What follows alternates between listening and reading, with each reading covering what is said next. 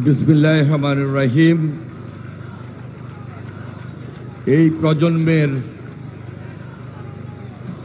আস্থা, বিশ্বাস, ভরসা এবং বিশ্বস্ত বন্ধু সংগঠন বাংলাদেশ জাতীয়তাবাদী ছাত্রদল। বাংলাদেশ জাতীয়তাবাদী ছাত্রদলের আজকের এই ছাত্র সমাবেশের প্রধান অতিথি বিএনপির ভারপ্রাপ্ত চেয়ারম্যান জনাব তারেক রহমান। তিনি আজকের এই সমাবেশে দিক নির্দেশনামূলক এবং অত্যন্ত গুরুত্বপূর্ণ বক্তব্য রাখবেন। এই প্রজন্মের সামনে মঞ্চে আমাদের মাঝে উপস্থিত রয়েছেন বিএনপির সংগ্রামী মহাসচিব বীর মুক্তিযোদ্ধা মির্জা ফখরুল ইসলাম আলমগীর সহ জাতীয়তাবাদী ছাত্রদলের সাবেক এবং বর্তমান নেতৃবৃন্দ, উপস্থিত জাতীয়তাবাদী ছাত্রদলের সভাপতি রাকিব, সাধারণ সম্পাদক নাসির সহ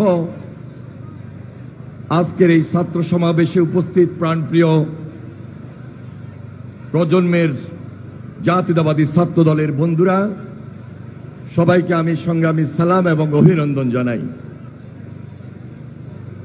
আপনাদেরকে আমরা স্মরণ করিয়ে দিতে চাই ৮০-র দশক এবং ৯০-এর দশকে আমরা যখন জাতীয়তাবাদী ছাত্রদল করি, ক্যাম্পাস ভিত্তিক এবং ছাত্রদের অধিকারের প্রশ্নে আমরা লড়াই করেছিলাম, সংগ্রাম করেছিলাম এবং বিশেষ করে জাতীয় রাজনীতিতে যখন খুব বেশি ক্রাইসিস ছিল, সে সময়ে হুসেইন মোহাম্মদ এরশাদের বিরুদ্ধে শুধু নয়, হাসিনার বিরুদ্ধেও 96-এ আমরা সেই আন্দোলন সংগ্রামে রাজপথে নেমেছিলাম। দীর্ঘ ১৭ বছর আপনারা লড়াই করেছেন, সংগ্রাম করেছেন এবং ফ্যাসিবাদের বিরুদ্ধে লড়াই সংগ্রাম করতে গিয়ে গুম খুনের অনেক নেতাকর্মী গুম খুনের শিকার হয়েছে, শহীদ হয়েছে, নির্যাতিত হয়েছে এবং মিথ্যা মামলায় অত্যাচারিত, নির্যাতিত হয়ে তারপরেও তারা এই রাজপথে থেকে শেষ পর্যন্ত সর্বশেষ জুলাই আন্দোলনে এই বাংলাদেশ জাতীয়তাবাদী ছাত্রদল একটা গৌরবান্বিত ঐতিহ্যবাহী ইতিহাস স্থাপন করেছিল। জুলাই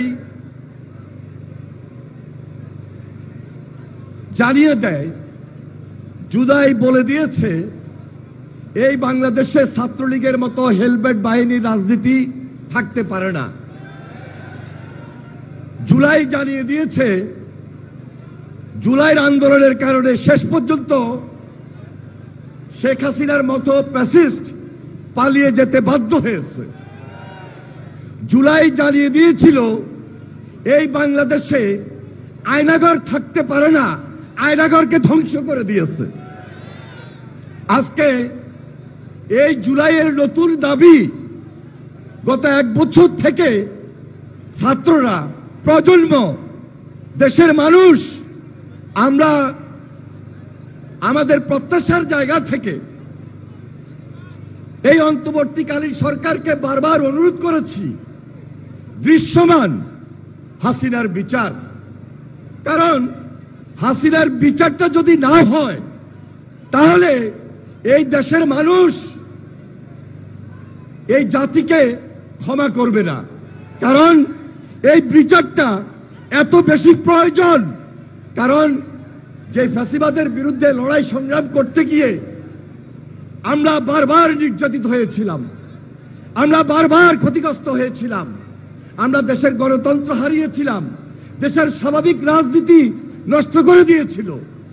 আজকে এই মুহূর্তে জুলাই বলে দিতে চায় আগস্ট বলে দিতে চায়, অবিলম্বে হাসিনার বিচার দৃশ্যমান করতে হবে।